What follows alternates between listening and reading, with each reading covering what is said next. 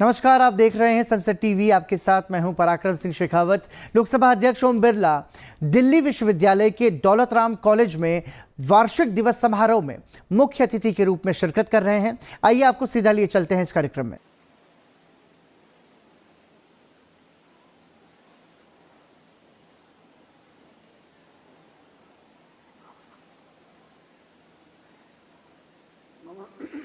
नमस्कार, good afternoon to everyone.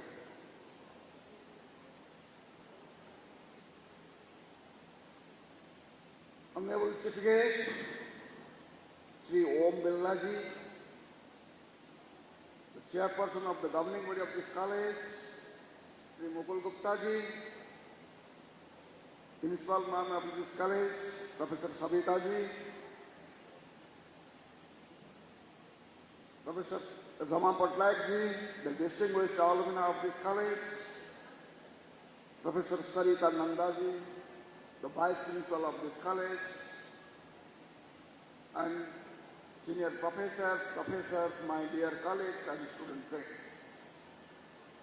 First of all, I congratulate you for this 61st annual day to all of you. And this is the case, our university, Delhi University, is celebrating its centenary year. And simultaneously, our country is celebrating the 75th independence year. So for all, I congratulate you all again. And today is the annual day. Annual day means every year we are celebrating the annual day. What is the new in it? Because every year we will have to find out how much we have progressed and how much we have get something from out of this system. And today, in the day of happiness, because you are celebrating your annual day, so that's why you are happy. You are happy or not? Definitely you are very, very happy. So, without happiness, there is no life. And similarly, without dissatisfaction, there is no growth. So, we the student, young generation, we should be very, very happy all the days, and we should grow simultaneously. So therefore, you should be happily dissatisfied. So, your college, principal ma'am has given the annual report. Means it is the holistic approach of the education. And this education means how much you have achieved. It has elaborately described. So you, the young generations, and you are here because you will have certain future. And what is your aim and objectives, that should be very, very clear, and you will take interest on it. Then you have planned it the proper way, then you have implemented it. So that's why you are here and you are getting your things. So in the last, because I will have the less time, so I will tell you, the gates of the success, it is open only through the keys of hard work, dedication, honesty, and commitment to your work. If you do all these things, then definitely you will be success. So therefore, if you follow the honesty, then the life heals itself. If you resist the truth, if you resist the honesty, definitely you will face the problems. So be truthful to your work, be truthful to your motherland, be truthful to your organization. You should be truthful to everybody and whosoever is the stakeholders of you. So again, I say thank you to all. You have invited me, so that's why I'm very much thankful to you all. I say namaskar to you all. Thank you.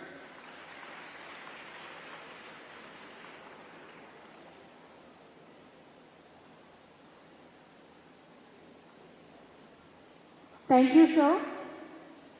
Now I request Professor Rama Patnaik to enlighten the young girls of Daulat Ram College with her words of wisdom.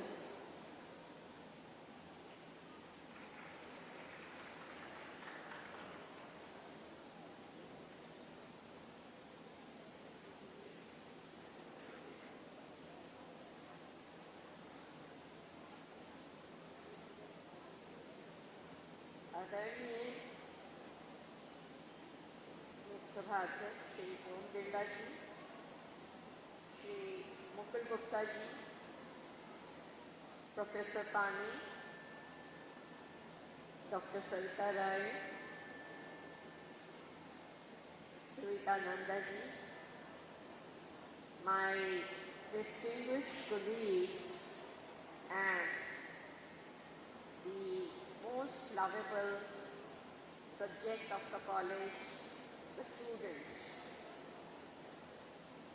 I am thankful to Principal Dr. Roy for giving me the opportunity to be here with you. I may sound prehistoric to you. I joined Daulat Ram College in 1972. मैं यहाँ MA करने के लिए आई थी और यहाँ पे college इतना विस्तृत उस समय नहीं था जितना आज भव्य रूप में हम इसे देख रहे हैं।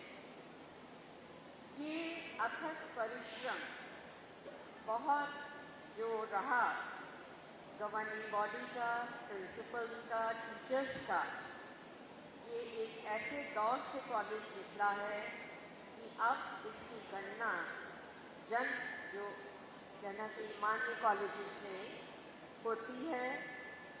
और हम लोगों के टाइम में हॉस्टल नहीं होता था, हमें बाहर पीजी विमेंस हॉस्टल में रहना पड़ा। आज कॉलेज के पास सभी प्रकार की सुविधाएं हैं। ये सब संभव हो पाया है क्योंकि आप सब एक इकट्ठे होकर जो कार्यरत हैं, जो इसको संस्था को आगे बढ़ा रहे हैं, उसके लिए दो पंक्तियां मैं कहना चाहूँगी। अकेले हम बूंद हैं, मिल जाएं तो सागर है। अकेले हम धागा हैं, मिल जाएं तो चादर है। अकेले हम कागज हैं, मिल जाएं तो किताब है। अकेले हम अल्फाज हैं, मिल जाए तो किताब है। अकेले हम ईंट पत्थर हैं, मिल जाएं तो एक सुंदर इमारत है। अकेले हम दुआ हैं, मिल जाएं तो इबादत है। ये आप सबके जो आप सबके कंबाइंड एफर्ट्स हैं, जो डॉक्टर सरिता राय की लीडरशिप में इतना अच्छा सामंजस्य बना के कॉलेज को आगे बढ़ाने का प्रयत्न जो हो रहा है, वो वास्तव में बहुत ही प्रशंसनीय है। मैं यहाँ से पास आउट होके आईटी कॉलेज में पढ़ा रही थी। आईटी कॉलेज से शिवाजी कॉलेज की प्रिंसिपल बनी, वहाँ से डिपार्टमेंट में चली गई, पॉलिटिकल साइंस डिपार्टमेंट में रिटायर हुई और फिर एमिटी यूनिवर्सिटी में I was there as dean of academics and pro vice chancellor. लेकिन जो मेरे तार हैं वो दौलत राम से सदा जुड़े रहे।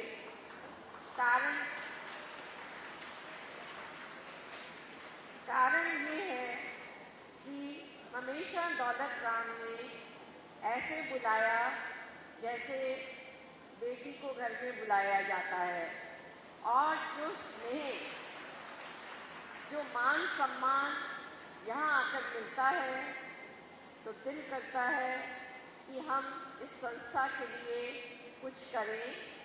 फॉर्चुनेटली मेरा एनजीओ जो है दौलत राम के साथ मिलके कुछ कार्य करता रहता है, और ये सौभाग्य है कि यहाँ की प्रतिभाशाली टीचर्स, प्रिंसिपल, स्टूडेंट्स सब इंटरेस्ट दे रहे हैं विमेंस डेवलपमेंट में, चाइल्ड एजुकेशन में, और हम लोगों ने कुछ कार्य बहुत मिलकर किए हैं, आगे भी करते रहेंगे। आप सबसे इंतज़ार है कि ये प्रयत्न, ये सफर जो आपकी कामयाबियों का है, ये काफिला आगे बढ़ता रहे। All the best and all my best wishes to the college.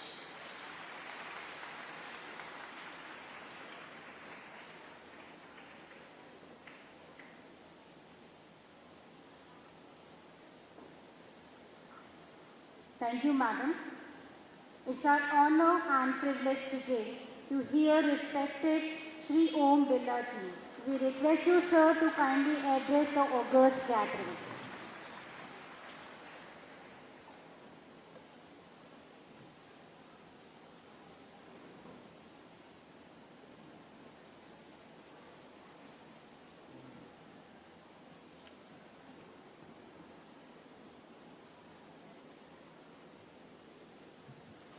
Delhi university का प्रतिष्ठित कॉलेज दौलत राम में आज आपसे मिलकर बहुत प्रसन्नता हुई। आज आपका एनुअल फंक्शन भी है और अलग अलग एकेडमिक में जिन्होंने एक्सक्लूसिव एक्सीलेंस के रूप में बेहतरीन कार्य किया है, अपने टैलेंट को बताया है, उनको सम्मानित करने का अवसर भी है। मैं उन सब छात्राओं को बहुत बहुत शुभकामनाएं देता हूं, बधाई देता हूं और सभी छात्राओं के उज्जवल भविष्य की कामना करता हूं।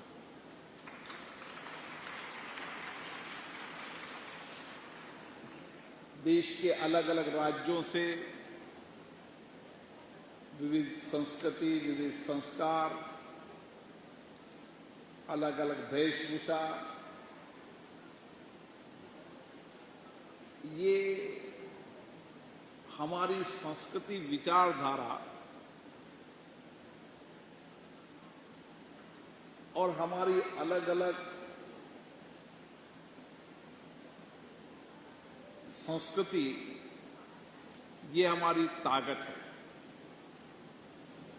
और हम सब देखते हैं कि अलग अलग राज्यों से आने वाली छात्राएं जो ग्रामीण परिप्रेक्ष्य से भी आई हैं, शहर से भी आई हैं, जिन्होंने इस कॉलेज में एडमिशन के लिए बड़ी प्रतिस्पर्धा पास की है और अपने उज्जवल भविष्य के साथ, अपने इस लक्ष्य के साथ कि मेरा क्या योगदान इस देश के लिए हो सकता है, निश्चित रूप से आपके कंट्रीब्यूशन से, आपके सहयोग से, आपके विजन से देश को नई दिशा मिलेगी। 6 दशक से अधिक इस कॉलेज को हैं और 6 दशक के अंदर इस कॉलेज ने अपने एजुकेशन सिस्टम को, अपने कल्चर को, हमारी एक्टिविटीज को बहुत परिवर्तन किया है और इसी कारण से आज 5000 से ज्यादा छात्राएं अलग अलग सब्जेक्ट के अंदर यहां पर अध्ययन, प्रशिक्षण प्राप्त कर रही है और मुझे आशा है आपके इस शिक्षण, प्रशिक्षण, सोच, नए विचारों से आपको इस कॉलेज के कैंपस के अंदर सभी राज्यों के विद्यार्थियों के साथ मिलकर एक ऐसा अनुभव होगा जो आपके जीवन के अंदर नए आयाम देगा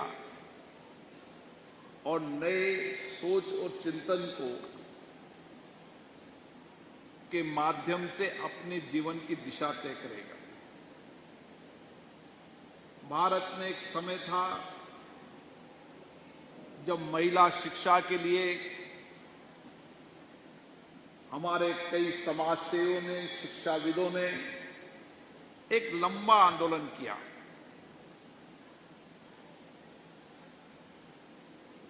महात्मा ज्योतिबाई फूले हो, सावित्री फूले हो, बाबा साहब अंबेडकर हो, राममान राय हो, इन सभी समाज सेवकों ने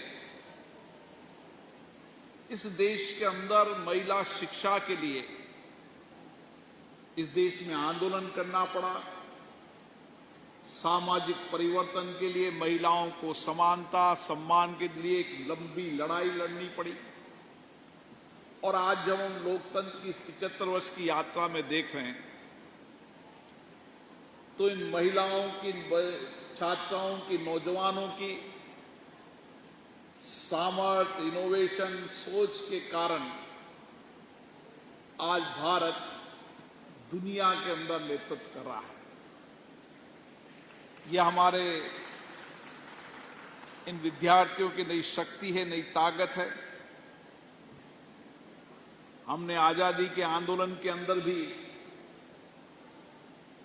हमारी आंदोलन की लड़ाई को सबसे पहले रानी लक्ष्मीबाई ने शुरू किया। उसके बाद कई महिलाओं ने उस समय आजादी की लड़ाई के अंदर एक सामाजिक अलग जगाया, आजादी की लड़ाई में कुर्बानियां दी, बलिदान दिया। और क्योंकि हमें हमारी विरासत और विरासत के साथ हमारी संस्कृति को याद करते हुए हमारी विरासत को हमें समझना पड़ेगा, हमारी संस्कृति को, हमारे इतिहास को, और उसके बाद में आधुनिक भारत के बदलाव को, किस तरीके से एक नया बदलाव शुरू होते जा रहा है। आज बदलाव की शक्ति हम देख रहे हैं। हमारी यही युवा महिलाएं आज फाइटर प्लेन चला रही है, सीमाओं पर देश की रक्षा करने का काम कर रही है, अर्धसैनिक बल में काम कर रही है, रेल चलाने का सबसे काम, और इस एशिया के अंदर सबसे पहले महिला रेल चलाने का जो सपना था वो भी हिंदुस्तान की महिलाओं ने किया। एक इस 75 वर्ष की लोकतंत्र की यात्रा के अंदर हम जब देखते हैं तो एक नए बदलाव को हम देख रहे हैं। और उस नए बदलाव में अगर सबसे बड़ी ताकत हमारी है तो हमारी महिलाएं हैं, हमारी छात्र हैं, हमारी नौजवान हैं। आप कोई सा भी क्षेत्र ले लें, आज सामाजिक क्षेत्र ले लें, विज्ञान का क्षेत्र ले लें, टेक्नोलॉजी का ले लें, प्रोफेशनल में डॉक्टर ले लें, सीए ले लें, आईआईटी ले लें, विज्ञान में ले लें, कोई क्षेत्र ऐसा नहीं जिस क्षेत्र में आज हमारी महिलाएं, नौजवान, छात्राएं नेतृत्व नहीं कर रही। और इस बदलते परिप्रेक्ष्य में जो मैं देख रहा हूं, मैं देखता हूं कि लोकसभा के अंदर जब प्रशासनिक सेवा के चुनी हुई नई अधिकारी आते हैं तो उन अधिकारियों के अंदर 50% से ज्यादा महिलाएं रहती हैं। चाहे भारतीय प्रशासनिक सेवा के अंदर हो, चाहे अन्य यूपीएससी के एग्जाम में हो, चाहे सैनिक के रूप में हो, चाहे विज्ञान टेक्नोलॉजी के रूप में हो, और 50% महिलाओं में ग्रामीण परिप्रेक्ष्य से भी बड़ी संख्या के अंदर हमारी महिलाएं हर सेक्टर के अंदर नेतृत्व कर रही हैं। मैं अभी मैडम सविता जी से जिक्र कर रहा था कि संसद के अंदर जब युवा संसद होती है, वहां डिबेट के लिए प्रदेश की अलग अलग छात्र छात्राएं आती हैं, तो उसके अंदर डिबेट के अंदर देश के वर्तमान परिप्रेक्ष्य के अंदर भावी बदलते भारत के परिप्रेक्ष्य में जब अपने विचारों को रखती है, तो उस युवा संसद में भी फर्स्ट सेकंड थर्ड के अंदर कम से कम 2 महिलाएं रहती हैं। तो महिलाओं का सोच जो चिंतन है वो देश के लोकतंत्र के लिए भी है कि किस तरीके से संसदीय लोकतंत्र के माध्यम से हम देश के अंदर व्यापक परिवर्तन ला सकते हैं। और इसी सोच के साथ महिलाएं राजनीति क्षेत्र के अंदर भी आगे आ रही हैं। कोई समय था जब हम 15 महिलाएं हमारी संसद के अंदर हुआ करती थी। आज 115 महिलाएं संसद के अंदर हैं। समय बदलता जा रहा है, हर बार महिला सांसदों की संख्या बढ़ती जा रही है, राज्य विधानसभाओं में संख्या बढ़ती जा रही है। हमारी लोकतंत्र की सबसे मजबूत इकाई ग्राम पंचायत नगर पालिकाओं के अंदर 14 लाख से ज्यादा महिलाएं उस ग्रामीण क्षेत्र के अंदर लोकतंत्र के माध्यम से उस गांव शहर में बदलाव का वाहक के रूप में काम कर रही। और कई गांव में आपने देखा होगा कि उच्च शिक्षा प्राप्त करने के बाद सब कुछ छोड़ के साथ उस गांव के अंदर रहकर सरपंच के रूप में उस गांव में बदलाव का काम कर रही है। आपने कई कहानियां पढ़ी होगी कि किस तरीके से एग्रीकल्चर सेक्टर के अंदर जो बड़ा बदलाव आया, उस बड़े बदलाव के अंदर भी हमारी युवा महिलाओं का योगदान है, जिसने एग्रीकल्चर सेक्टर के अंदर नए कीर्तिमान देने का काम किया। आप जितने भी वैज्ञानिक आविष्कार हुए हैं, उन वैज्ञानिक आविष्कारों की हिस्ट्री देखेंगे तो आप देखेंगे जो नया कुछ भी टेक्नोलॉजी विज्ञान में परिवर्तन हुआ है वो हमारी युवा महिलाओं ने किया है। ये 75 वर्ष की यात्रा है। एक समय था जब महिला शिक्षा के लिए आंदोलन करना पड़ता था। एक समय था जो समानता और न्याय के लिए आंदोलन करना पड़ता था। एक समय था जो महिलाओं के सम्मान के लिए आंदोलन करना पड़ता था। और आज इस 75 वर्ष की लोकतंत्र की यात्रा में हम ये बदलाव देख रहे हैं देश के अंदर, और ये बदलाव का समय अब आ गया है। हम कहते थे एक समय में, if you educated women you educated a house hold, पर आज समय आ गया है जब हम बोल रहे हैं if you educated A women you lead empowerment of the nation. कोई क्षेत्र नहीं जिस क्षेत्र के अंदर महिलाएं नेतृत्व नहीं कर रही। और मैं जो बदलाव देख रहा हूं, मुझे आशा है कि जब 75 वर्ष के बाद जब 100 साल की हमारी यात्रा होगी, जब भारत के प्रधानमंत्री जी ने लाल किले के मैदान से आह्वान किया कि हम 2047 में विकसित भारत बनाएंगे, उस 2047 के पहले इस भारत को विकसित भारत के अंदर ये योगदान करेंगी तो मेरी देश की छात्राएं युवाएं ही करेंगी। मैं कई बार देखता हूं कि अभी भी कोई सेक्टर के अंदर 50% से ज्यादा कोई सा भी एग्जाम आप उठाकर देख लो,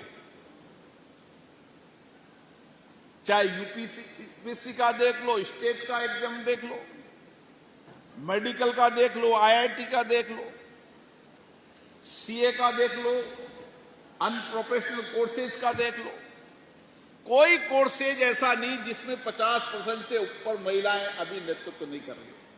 ये 75 वर्ष की यात्रा है जहां आज भी ग्रामीण परिप्रेक्ष्य के अंदर हमको शिक्षा प्राप्त करने के लिए सामाजिक लड़ाई लड़ने की आवश्यकता है, जहां आज भी ग्रामीण क्षेत्र के अंदर स्कूल और कॉलेजों की कमी है, जहां किलोमीटर दूर जाकर महिलाओं को, बच्चियों को साइकिल पर, स्कूटी पर मैं देखता हूं गांव के अंदर 10 किलोमीटर, 20 किलोमीटर, 30 किलोमीटर जाकर अध्ययन करने का काम करती है। जो एजुकेशन का विस्तार भारत में बढ़ रहा है, जो डिजिटल नई क्रांति आ रही है भारत के अंदर, जिस तरीके से डिजिटल नेटवर्क भारत के गांव में पहुंच रहा है, आने वाले समय के अंदर हमारी गांव में बैठी हुआ टैलेंट छात्राएं इस डिजिटल एजुकेशन के माध्यम से देश दुनिया की पढ़ाई कर नेतृत्व करने का काम करेगी। लेकिन इन सब में हमारी भी कहीं न कहीं जिम्मेदारी है।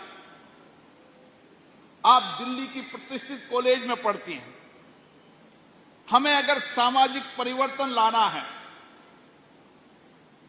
हम महिला शिक्षा के अंदर समानता और सम्मान के नए दौर को लाना है, तो हमें विचार करना पड़ेगा कि मैं जहां रहती हूं मेरे आसपास कोई ऐसी बच्ची तो नहीं जो स्कूल नहीं जाती। जिस इलाके में रहती हूं कोई कच्ची बस्ती है, कोई गरीब व्यक्ति रहते हैं। हम अपनी पढ़ाई के साथ महीने में 3 दिन उन कच्ची बस्तियों में, उन क्षेत्रों के अंदर जहां अभी भी शिक्षा का अभाव है, जहां हमें शिक्षा के बदलाव का नया दौर शुरू करना है, उसमें हम जहां रहते हैं उस जिले के अंदर, उस गांव के अंदर भी और दिल्ली के अंदर भी हमारा एक कहीं न कहीं विषय होना चाहिए कि मैं एक कच्ची बस्ती को गोद लेकर उसमें एक सामाजिक जीवन में परिवर्तन करने का काम करूं। और ये सब परिवर्तन होता है शिक्षा से। जो कुछ भी हम 75 वर्ष की लोकतंत्र की यात्रा में देखा, जहां जहां महिला शिक्षा बढ़ती गई, वहां वहां बदलाव का युग शुरू हो गया। और मुझे विश्वास है भारत की नौजवान महिलाओं पर, विद्यार्थियों पर, उनके टैलेंट पर, उनके सोच पर, उनके चिंतन पर, उनके इनोवेशन पर, उनकी शिक्षा की अद्भुत क्षमता में कि हम दुनिया के हर सेक्टर की चुनौतियों का समाधान इन कॉलेज और विश्वविद्यालयों से निकालने का काम करें। और इसलिए न्यू एजुकेशन पॉलिसी के अंदर हम आने वाले समय के अंदर जो कॉलेज है, हमारे विश्वविद्यालय के कैंपस है, वह शिक्षा के साथ इनोवेशन और रिसर्च के सेंटर बनेंगे और हर दुनिया की चुनौतियों का समाधान इन कॉलेज और विश्वविद्यालय से हमारी छात्राएं निकालेगी। यह हमारी बौद्धिक क्षमता का युग शुरू हो चुका है। मैं जब दुनिया के बाहर जाता हूं तो मैं कहता हूं कि आईआईटी के अंदर यहां कौन नेतृत्व कर रहा है, तो उन्होंने कहा भारत का नौजवान। मेडिकल का डॉक्टर कौन है कि भारत का। सीए प्रोफेशनल कौन है, भारत का। विज्ञान टेक्नोलॉजी में कौन है, भारत का। इस बड़ी कंपनियों के सीईओ कौन है, भारत के। अब दुनिया के अंदर भारत की ये छात्राएं, जब मैं कनाडा गया तो मैंने देखा, मैं वहां के एजुकेशन के अंदर मिला तो वहां की बच्चियां पढ़ भी रही और काम भी कर रही है। कितनी भी बड़ी प्रतिष्ठित परिवार की बच्चियां हो, पढ़ने के साथ काम करके अपने पैरों पे खड़ा होने का काम कर रही है। यह टैलेंट मैंने दुनिया के अंदर अधिकतम विश्वविद्यालयों के अंदर देखा।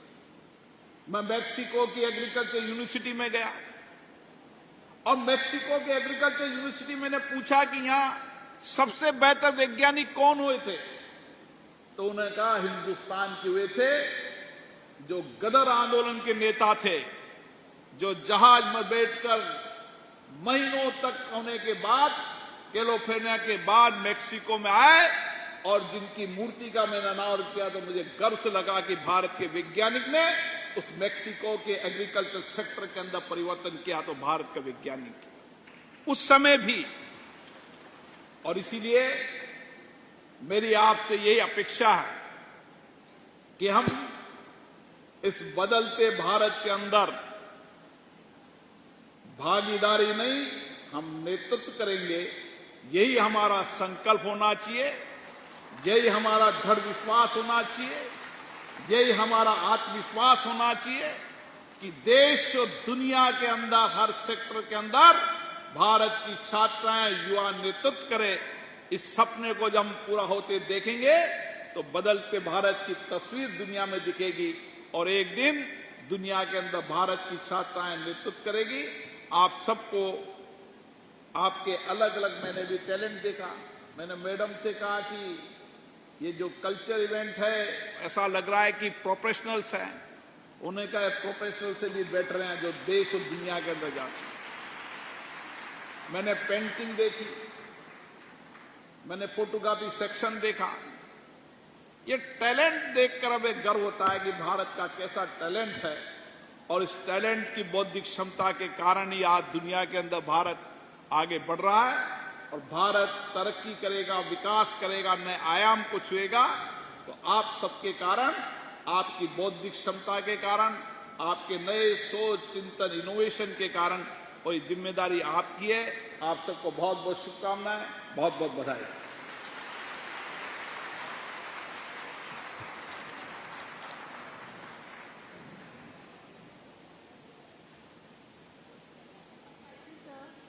For your kind words and inspiration for all of us, we are indeed feeling very blessed today. Now we hand over to Dr. Neelam Bhatia, convener Prize Committee, for announcing the student awards. अभी आप देख रहे थे दिल्ली विश्वविद्यालय के Daulat Ram college से सीधा प्रसारण। लोकसभा अध्यक्ष ओम बिरला कॉलेज के वार्षिक दिवस के समारोह में बतौर मुख्य अतिथि शामिल हुए और उन्होंने इस दौरान छात्रों से संवाद भी किया।